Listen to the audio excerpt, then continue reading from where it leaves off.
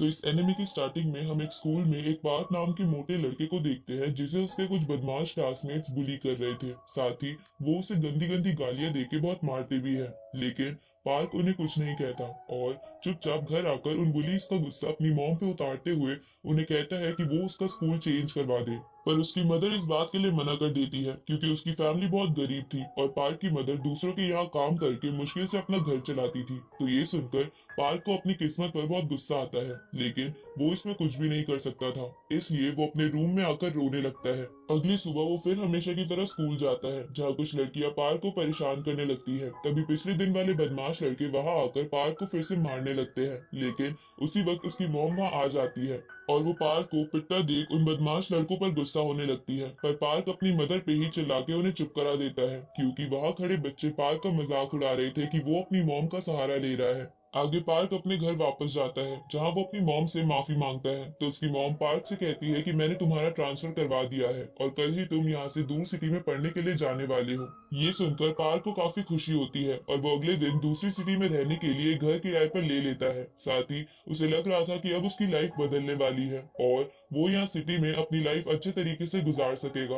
आगे पार्क उस नई सिटी में आकर वहाँ घूमने लगता है, जहाँ वो गलती से एक लड़की से टकरा जाता है। तभी उस लड़की का फ्रेंड आकर पार्क को बहुत मारता है। साथ ही वहाँ आसपास के लोग पार्क को पिटता देख उसका वीडियो बनाकर सोशल मीडिया पर पोस्ट कर देते हैं। अब पार्क अपने रूम में आ जाता है, जहाँ वो खुद की फोटो को सोशल मीडिया पर देखकर बहुत रोता है और कहने लगता है कि पूरी दुनिया एक जैसी है, इसलिए मेरा मर जाना ही बेहतर है। इसके बाद वो रोते रोते वहीं पर सो जाता है और जब उसकी आंख खुलती है तो वो देखता है कि उसकी पूरी बॉडी बदल चुकी है, जिसको देखकर वो काफी हैरान हो जाता है। तभी वो अपनी रियल बॉडी को वहीं बगल में सोया हुआ देखता है, जिसे देखकर उसे कुछ भी समझ नहीं आता। लेकिन पार्क अपनी इस बॉडी को पाकर खुश था, इसलिए वो कहता है कि इस बॉडी की हेल्प से मेरी लाइफ जरूर बदल जाएगी। अगली सुबह जब वो अपनी क्लासरूम में आता है तो सारी लड़कियां पार्क को इतना हैंडसम देखकर उसकी तरफ अट्रैक्ट होने लगती है। ऊपर से उस स्कूल का सबसे हैंडसम लड़का भी पार्क को देखकर चौंक गया था। इधर पार्क अपनी सीट पर जाकर बैठ जाता है, जहां वो देखता है कि उसकी क्लास में वो लड़का भी है जिसने पिछले दिन पार्क को पीटा था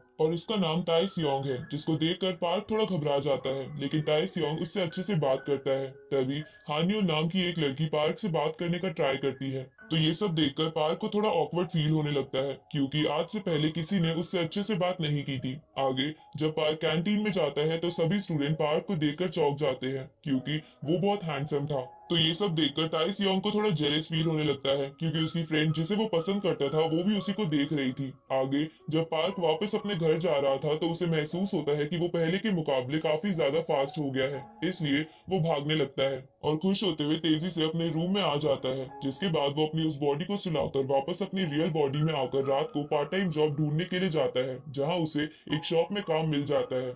और जब पार्क उस शॉप में काम कर रहा था तो वहाँ सियोंग अपने कुछ साथियों के साथ आता है और जब वो पार्क की ओरिजिनल बॉडी को वहाँ देखता है तो वो गुस्से में उस शॉप से कई सारे सामान फ्री में लेकर जाने लगता है। साथ ही वो पार्क को बिना मतलब के बहुत मारता है और उसकी फोटो भी क्लिक कर लेता है। अगली सुबह जब पार्क अपनी दूसरी बॉडी के साथ स्कूल आता है तो वो देखता है कि वो सभी लड़के उसकी ओरिजिनल बॉडी की फोटो देखकर हंस रहे थे। साथ ही वो कहने लगते हैं कि आखिर इसके पेरेंट्स कैसे होंगे जिसने एक मोटे पिग को जन्म दिया है। अब ये सुनकर पार्क को गुस्सा आ जाता है और वो ताई सियोंग से कहता है कि तुम्हें इन सबके बीच में उसकी मदर को नहीं लाना चाहिए। ये सुनकर सियोंग की ईगो हर्ट हो जाती है, इसलिए वो पार्क को मारने के लिए खड़ा हो जाता है। ये देखकर उसकी फ्रेंड उसे शांत रहने के लिए कहती है, लेकिन वो उसकी बात नहीं सुनता और पार्क पर अपने पंच से अटैक करता है। लेकिन पार्क उसके पंच को काफी आसानी से डॉज कर लेता है। ये देखकर सभी क्लास वाले हैरान हो जाते हैं, क्योंकि सियोंग एक बॉक्सर था और उसके पंच से आज तक कोई भी बच नहीं पाया था। तभी पार्क भी उसे एक पंच करता है, जिसके कारण ताई सियोंग वहीं पर गिर जाता है। अब ये देखकर सभी लोग पार्क के फैन हो जाते हैं और उसकी फोटो क्लिक करके सोशल मीडिया पर डालने लगते हैं, जहां वो सभी फोटोज उस स्कूल के कुछ बदमाश लड़कों की गैंग्स भी देख लेती है। आगे रात को जब पार्क अपनी शॉप में काम कर रहा था तो एक लड़का आकर उसकी शॉप से एक चीज चोरी करके भागने लगता है और जब पार्क उसका पीछा करता है तो वो देखता है कि उस लड़के को चोरी करने के लिए ताई सियोंग के साथियों ने फोर्स किया था। अब जब वो लोग पार्क को वहां देखते हैं तो वो उसे भी परेशान करने लगते हैं। तभी वहां वास्को नाम का बंदा आकर उन सभी बदमाश लड़कों को भगा देता है और लोग भी उससे डर के भाग जाते हैं, क्योंकि वास्को उन्हीं के स्कूल का सबसे ताकतवर लड़का था। साथ ही उसकी एक पावरफुल गैंग भी थी, लेकिन वास्को बाकियों की तरह दूसरों को बुली नहीं करता था। अब वो लड़का और पार्क उन्हें बचाने के लिए उसे थैंक यू बोलते हैं। अगली सुबह जब पार्क स्कूल आता है तो थोड़ी देर बाद वहाँ वास्को अपने साथियों के साथ आ जाता है। क्योंकि उसने पार्क की वो इमेजेस देख ली थी जब उसने सियोंग को मारा था, जिसकी वजह से वास्को को लग रहा था कि पार्क भी बाकियों की तरह एक बदमाश लड़का है और वो पहले सियोंग को बुली कर रहा था। इसलिए वास्को पार्क का कंधा पकड़कर उसे किसी से भी पंगा ना लेने को कहता है। वहीं सब लोग वास्को को देखकर कहने लगते हैं कि कोई भी आज तक इसकी पकड़ से नहीं बच पाया है। तभी पार्क वास्को के हाथों को अपने ऊपर से हटाते हुए कहता है कि शायद आपको कुछ मिसअंडरस्टैंडिंग हो गई है, मैंने कोई भी गलत काम नहीं किया है। इधर पार्क की पकड़ के कारण वास्को के हाथों में दर्द होने लगता है, तो ये देखकर वहां खड़े सभी लोग हैरान हो जाते हैं और सियोंग के सारे चमचे पार्क से दोस्ती करने की रिक्वेस्ट करने लगते हैं। तो पार्क भी इसके लिए मान जाता है क्योंकि पहले उसका कोई दोस्त नहीं था। इसके बाद वो पार्क को पार्टी के लिए भी इनवाइट करते हैं, जहां सियोंग भी आ जाता है, लेकिन वो पार्क से बात नहीं कर रहा था। तो पार्क उन दोनों के बीच का मामला शांत करने के लिए कहता है कि तुम तुम्हारी दोस्त के साथ अच्छे लगते हो। ये सुनकर सियोंग खुश हो जाता है और उसे समझ आ जाता है कि पार्क उसकी फ्रेंड को पटाने की कोशिश नहीं करेगा। इसलिए सियोंग पार्क को ड्रिंक ऑफर करता है, जहां पार्क गलती से ज्यादा अल्कोहल पी लेता है, जिसके कारण वो बेहोश हो जाता है, जिसकी वजह से पार्क की असली बॉडी जाग जाती है, क्योंकि जब एक बॉडी सोती थी तो दूसरी जाग जाती थी। अब ये देखकर पार्क जल्दी से उस जगह पर आ जाता है जहां वो सभी लोग पार्टी कर रहे थे। तो पार्क को देखकर सियोंग उससे पूछता है कि मोटे तुम यहाँ क्या कर रहे हो, जिस पर पार्क उन्हें बताता है कि ये मेरा दोस्त है और मैं इसे लेने के लिए आया हूँ। ये सुनकर वहां बैठे सभी लड़के हैरान हो जाते हैं। इसके बाद पार्क अपनी नई बॉडी को वहां से ले जाने लगता है। तभी वहां लगी एक स्ट्रेंथ चेक करने वाली मशीन पर सियोंग पंच मार के पार्क के मोटे रूप को दिखाता है कि वो कितना ताकतवर है। अब सियोंग और बाकी सब वहां से चले जाते हैं, जिसके बाद पार्क भी अपनी स्ट्रेंथ चेक करता है, जिसके पंच से पंचिंग बैग ही फट जाता है, लेकिन पार्क इस पर ध्यान नहीं देता और घर चला जाता है। लेकिन वहां से जा रहे वास्को की नजर इस पर चली जाती है।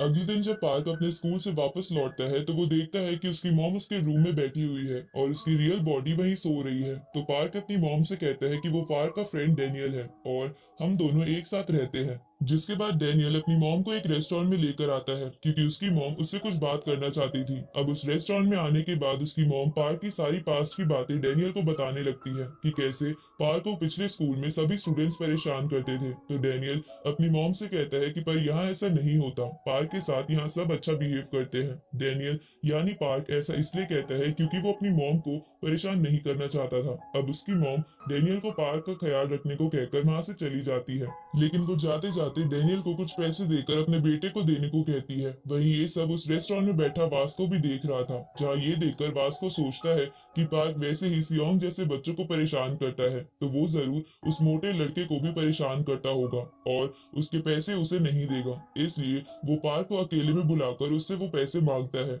ये सुनकर पार्क को लगता है कि वास्को एक बुरा आदमी है जो कि उसके पैसे छीनना चाहता है, इसलिए वो उसे पैसे नहीं देता। जिसके बाद वो दोनों फाइट करने लगते हैं, लेकिन काफी देर फाइट करने के बाद फाइनली पार्क वास्को को हरा देता है। जिसके बाद वो वहां से वापस अपनी ओरिजिनल बॉडी में आकर जॉब पर आ जाता है, जहां वास्को आकर मोटे पार्क से कहता है कि तुम भी स्ट्रांग हो, पर तुम्हें थोड़ी और मेहनत करने की जरूरत है, जिसके बाद तुम्हें कोई बुली नहीं करेगा। ये सुनकर पार्क अपनी रियल बॉडी को भी स्ट्रांग बनाने का डिसाइड करता है और वो वहीं बैठकर पुशअप करने लगता है। तभी वहां एक लड़की आ जाती है और पार्क को वहां एक्सरसाइज करता देख सामान लेते हुए उसे कॉम्प्लीमेंट देती है, जिसकी वजह से पार्क को बहुत अच्छा लगता है, क्योंकि किसी ने पहली बार उसकी रियल बॉडी में उससे अच्छे से बात की थी। अगली सुबह हम स्कूल में उसी सबसे हैंडसम लड़के को देखते हैं जिसका नाम जेयोल था, जिसे सभी स्टूडेंट्स देखे जा रहे थे क्योंकि उसने बहुत ही एक्सपेंसिव रिंग और कपड़ों को पहन रखा था। तभी हान्यूल इससे पूछती है कि तुमने ये सभी रिंग्स कहाँ से खरीदी, लेकिन वो इसका कोई भी जवाब नहीं देता। उसी वक्त पीछे से सियोंग उससे कहते हैं कि क्या तुमने इसे कभी भी बात करते हुए देखा है, जो इससे क्वेश्चन पूछ रही हो। मतलब कि जेयोल हमेशा क्लास में शांत रहता है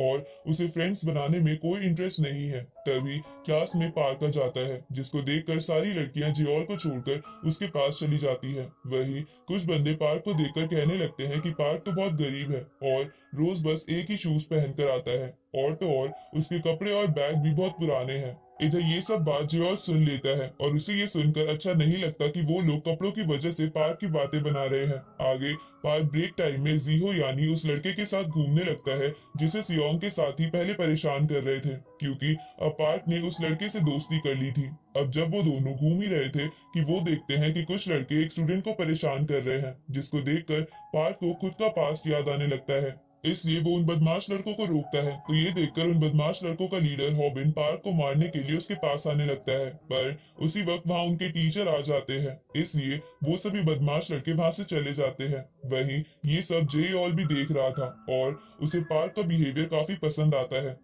इसके बाद छुट्टी के टाइम जब पार्क क्लासरूम से निकल रहा था, तभी उसे उसकी मॉम का कॉल आता है, जो कि उसका हालचाल पूछती है। साथ ही वो उसे बताती है कि उसका कल बर्थडे आने वाला है, और ये बात वहीं बैठा जेओल भी सुन लेता है। रात को जब पार्क अपनी ओरिजिनल बॉडी के साथ अपनी शॉप में काम कर रहा था, तभी वहाँ वो पहले वाली लड़की फिर से आती है और फिर से सामान लेते हुए पार्क को कॉम्प्लीमेंट देकर चली जाती है, जिसे सुनकर पार्क को बहुत अच्छा लगता है। अगले दिन लंच ब्रेक में पार्क जीहो और उस दूसरे बुली होने वाले लड़के जिसका नाम जैक था उसके साथ खाना खाने लगता है, क्योंकि उन दोनों को देखकर पार्क को अपना सारा पास्ट याद आता है। इसलिए वो उन दोनों से दोस्ती करके उन्हें अच्छा फील कराना चाहता था। लेकिन इधर ये बात बाकी बच्चों को समझ नहीं आती कि पार्क ऐसे स्टूडेंट्स के साथ क्यों बैठा है। साथ ही जैक को भी ये समझ नहीं आता है, इसलिए वो इस बारे में पार्क से पूछ लेता है। इस पर पार्क उसे कहता है कि वो भी उनकी तरह ही है, इसलिए उनके साथ रहना उसे अच्छा लगता है। पर ये सुनकर जैक को लगता है कि पार्क उसका मजाक उड़ा रहा है, क्योंकि पार्क तो बहुत हैंडसम था। इसलिए जैक पार्क पर गुस्सा करने लगता है, तो पार्क वहां से चला जाता है। इधर हम वास्को के कुछ आदमियों को देखते हैं जो कि रास्ते में छुपकर अपने लीडर का बदला लेने का प्लान कर रहे थे, और वो डिसाइड करते हैं कि वो पार्क को पीट देंगे।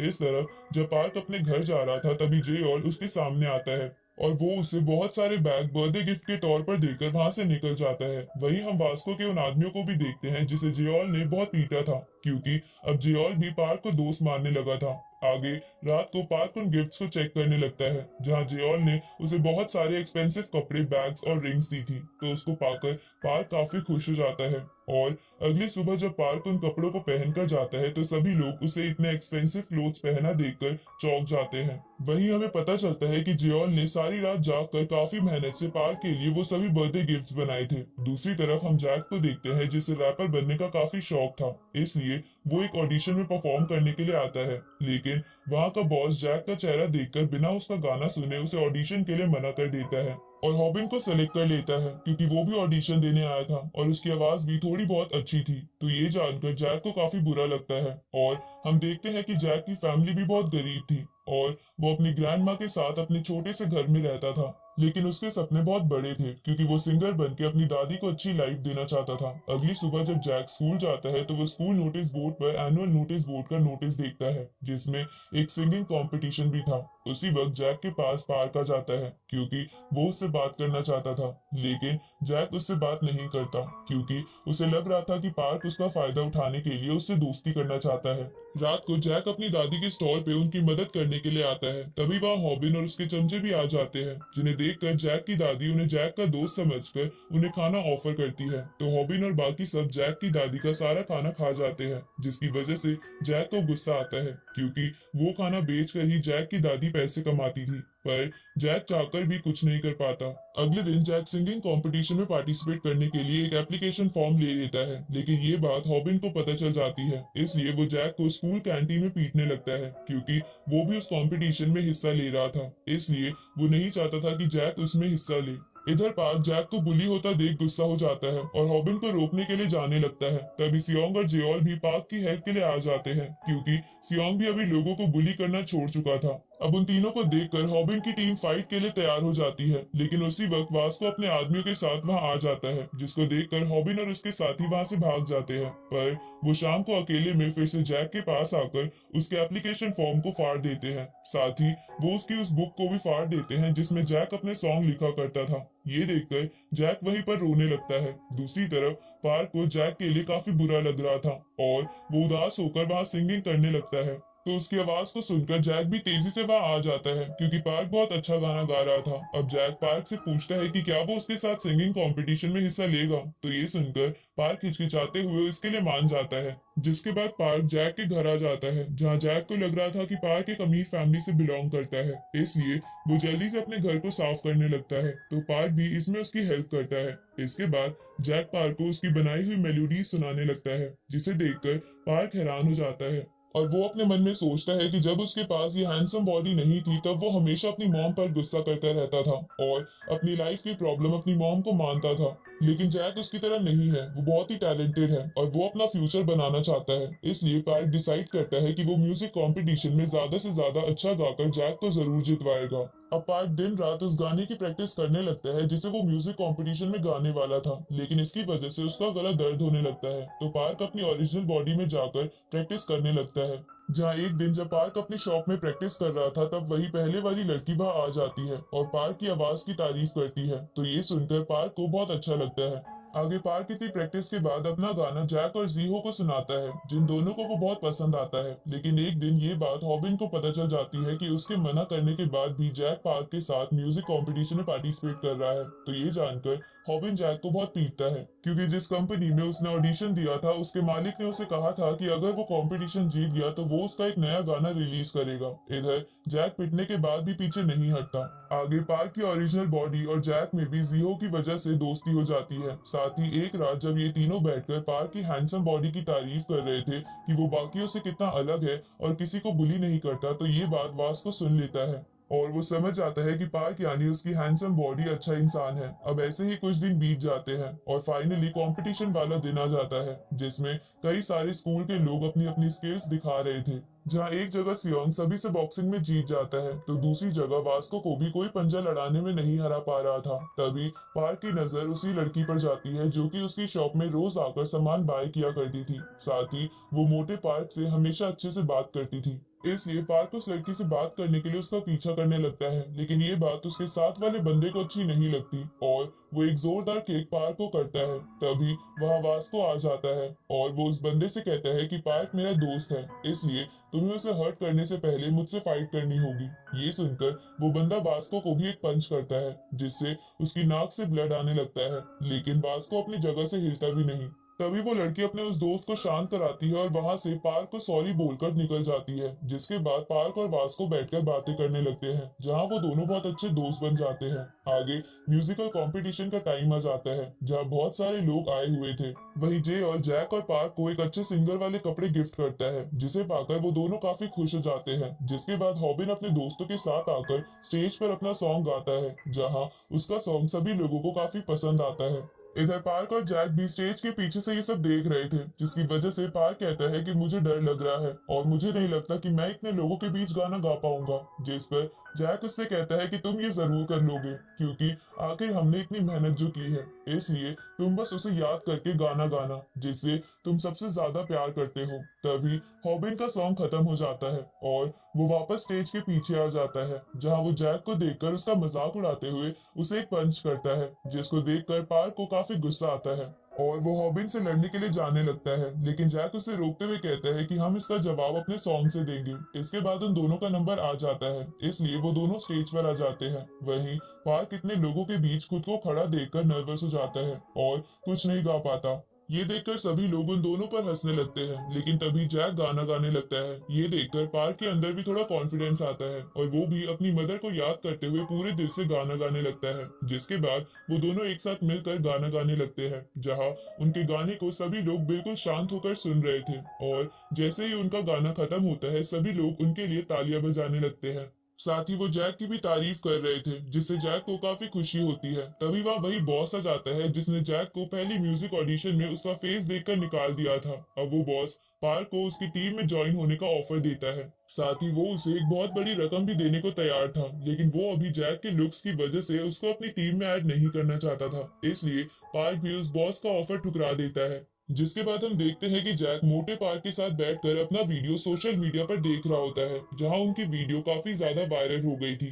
तभी हम एक बहुत बड़े और अमीर सिंगर को देखते हैं, जिसने की खुद पार्क और जैक की वीडियो पर कमेंट किया था। ये देखकर उनकी वीडियो और भी ज्यादा वायरल हो जाती है। इस तरफ वो शॉप वाली लड़की भी वो म्यूजिक वीडियो देख लेती है, जिसे देखकर उस लड़की को मोटे पार्क की याद आती है, क्योंकि उसने उसके मुंह से भी यही गाना सुना था। तभी वो लड़की अपने बेड पे सो रही एक और लड़की को देखती है, जो इतनी सुंदर नहीं थी, जिसे देखकर हम समझ जाते हैं कि ये लड़की भी पार्क की तरह बॉडी एक्सचेंज कर सकती है। अगले दिन पार्क फिर से रेडी होकर स्कूल जाने लगता है, जहाँ उसके रूम में हम कई सारी फोटोज देखते हैं, जिसमें पार्क ने अपने सभी दोस्तों के साथ कई सारी फोटोज क्लिक करके रखी हुई थी। और इसी के साथ इस सीरीज का फर्स्ट सीजन यही खत्म होता है।